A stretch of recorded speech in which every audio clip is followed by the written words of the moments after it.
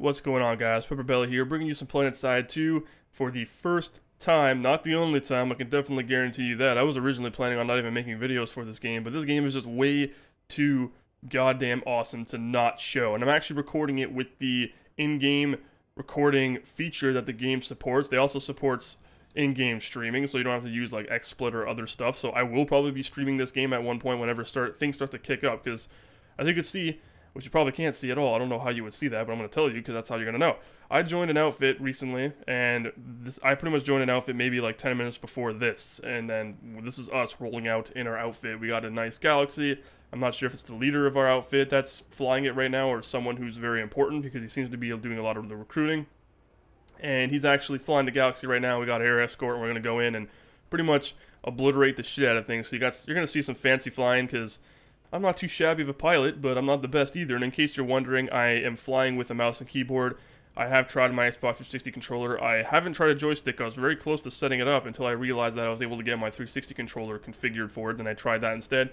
And honestly, I just think that a mouse and keyboard is significantly better than a controller. Like, I even made the controls similar to Battlefield 3 on the console. I did everything I can to make it very identical, and it just seems that a mouse and keyboard is just way, way better. And like, I don't know why, it just lets me have better precision. I've been messing around with the controls a lot too. I've been like finicking with like increasing my DPI to super high and then have the sensitivity low in the game, and is that why I can get a little bit more precision, or turning down the DPI on my mouse and turning up the sensitivity in the game, so that way it's more fluid from transitioning of getting out of my vehicle to repair it, instead of getting out and I'm all of a sudden spinning 360 no scopes all over the place because how fast the DPI setting and the differences between sensitivities on foot and in the air.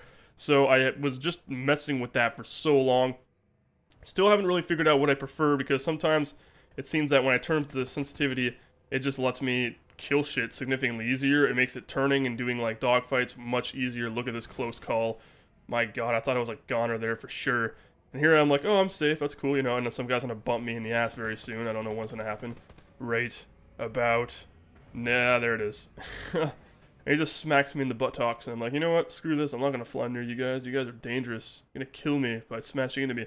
I've had a lot of actual air collisions that I did not intend, and I think you'll see some maybe in this gameplay, I'm not sure, but I've actually had some pretty fancy dogfights where descending by using control to like just narrowly miss someone and flip around, do like a 180 like Immelman maneuver, and then start like shooting him in the asshole and blow him up. Like, so many cool things you're able to like do in this aircraft, because it controls like a VTOL, which is kind of nice, so you can actually ascend, descend, and depending on which airframe you choose, it'll actually depict on like your play style, or your flying style actually, of how you want to do it. You can choose like to have it so basically everything stays the same, except you got more speed, so you can go way faster, which I'm thinking of getting, because I don't seem to have a problem already manipulating it the way it is right now. But however, I'm curious about the dogfighting airframe, which makes it more nimble. And the Skyte's already nimble as fuck, so I really don't know how much more, like, maneuverable this thing can get for making tight corners and stuff. I'm pretty interested to see what that looks like.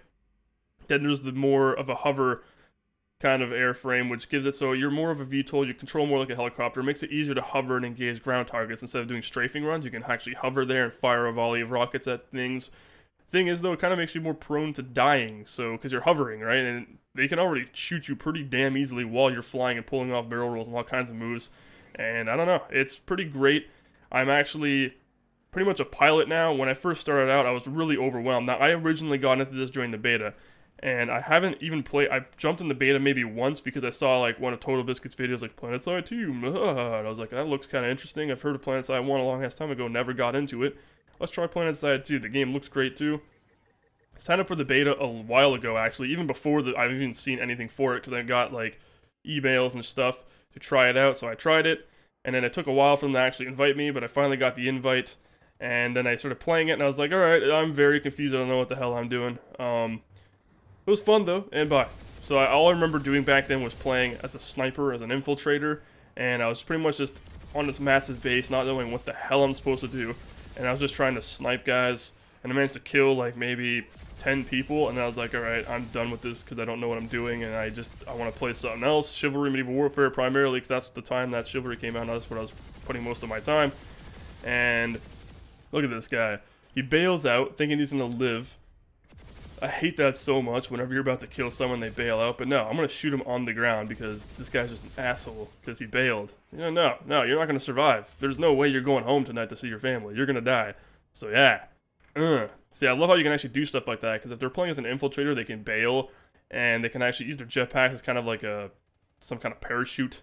Pretty much like a parachute, actually.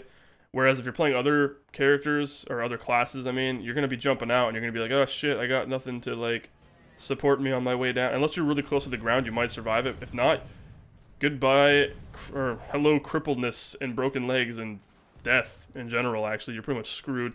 Because the only vehicle that lets you jump out that has like a kinetic barrier style structure landing thingamabob is the Galaxy, where you can jump out and actually do like crazy drops, which you've done in this as well. This gameplay, well, the gameplay recorded here was 15 minutes long, and I cut it down a little bit towards the end because I get shot down and you'll see it. And eventually I kind of just start telling the enemy like, oh my god, the British are coming by air, because like they actually managed to get a Galaxy in like 55 mosquitoes. It was unreal, and they shot me down. You'll see it in the gameplay later on. It gets ridiculous, and then I just start calling out coordinates and where they are, and oh, they're over here, shoot them in the face, me. And it gets pretty interesting, it gets pretty intense, but the actual match of this itself lasted, like, when I last looked, 200 minutes, when I was checking, and that's a really freaking long time. I couldn't even explain it. Like, I'm sitting there like, oh, I'm so fucking tired, but I gotta play this because I gotta win. And like, I joined the outfit and we were going out there. We were actually managing to kill things and take territory. And eventually they just started hitting back really hard at us, the Terran Republic. And I happened to be on the same server as Let the Brit Drop, which is Total Biscuit's outfit. So yeah, I originally wasn't intending for that to happen. I know you guys are probably like, yeah, sure, you freaking Total Biscuit fanboy, you know, whatever. No, but in reality, I actually joined a server because I didn't know what the fuck I was doing, right? I didn't know how to play this game. I was kind of just like, oh, okay, first-person shooters, I'm good at that. And I love how it actually feels like Battlefield 3, but on a much larger scale. It's very similar, it's very skill-based. You still need skill to win. It's like a very awesome shooter. But after watching one of his videos, he's like, yeah, we're on Waterson, US East. I was like, wait a minute. I'm on Waterson, US East. He's like, yeah, I'm Terran Republic. I'm like, I'm Vanu. Oh my god, rivals. Hell yeah, let's beat the shit out of each other and kill each other repeatedly and destroy the British because, you know, that's just the way I roll. Because Vanu and technologies is awesome. The thing I actually love about this game, too, is I actually picked Vanu because I actually believe what they believe realistically in real life. I actually believe that. I actually believe that technology is what's going to get the human civilization and this human race and all that kind of stuff to push forward and, you know, generally become more awesome. Because I don't know, that's just how I view the world. Technology is really the massive factor in human life today as we know it. It's like the big thing. I mean, look at my PC gaming rig. That thing probably contains more electronics and more technology than the first space shuttle. Like, this thing can't take me to space for whatever reason, but it probably does contain more technology. You know what I mean? Like, an average car contains more. You know where I'm getting, and like technology is advancing to the point where eventually it's going to be like, hell yeah, I want to like jump to the stars with my legs because they augmented me to make me cool. Now, I'm not talking augmentations, I'm just talking like technology in general, like cooler weapon systems. Like, I love how the Vanu have batteries instead of cartridges or, you know, main sources of, I don't know, flak projected, whatever the hell they call it for the new conglomerate. The battery system is pretty sick.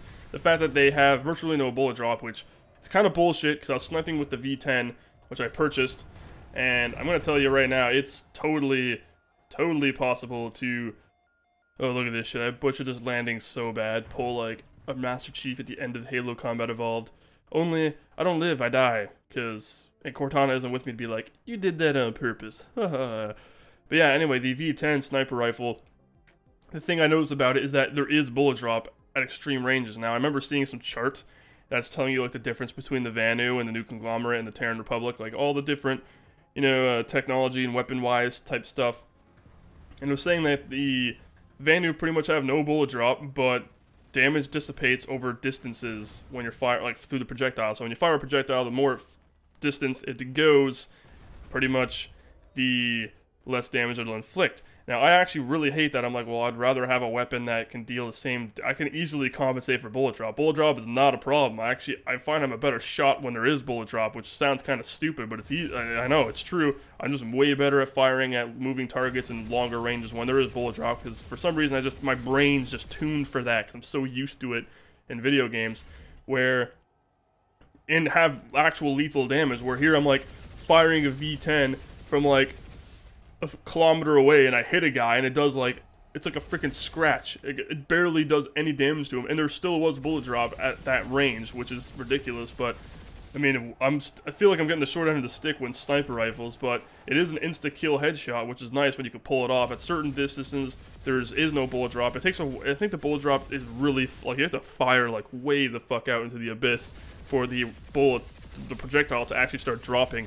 But, so I would say it probably has less, bullet drop than the other factions, but it's still significant enough that it's like, alright, at long ranges, I'm not going to be able to snipe as effectively. It's kind of annoying, especially when you have like a 10 times or 12 times scope, which I have a 10 times, and that's what I used, because the circle is kind of better than the triangle to me, but I'm probably going to get the 12 times just to make it easier for longer range. But it feels kind of ridiculous, because you're firing at long range, and it does no damage.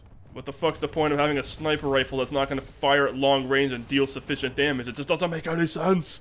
Do not compute. My brain melts, and it just makes me kind of angry. That's why I just stick to being a pilot now, because flying is sick, and I'm going to get myself that nanite armor thingamabobber. I'm like 9 or like 5 certs away from acquiring it. Holy shit, tight fit. Yeah. Pretty good at shoving things into small places.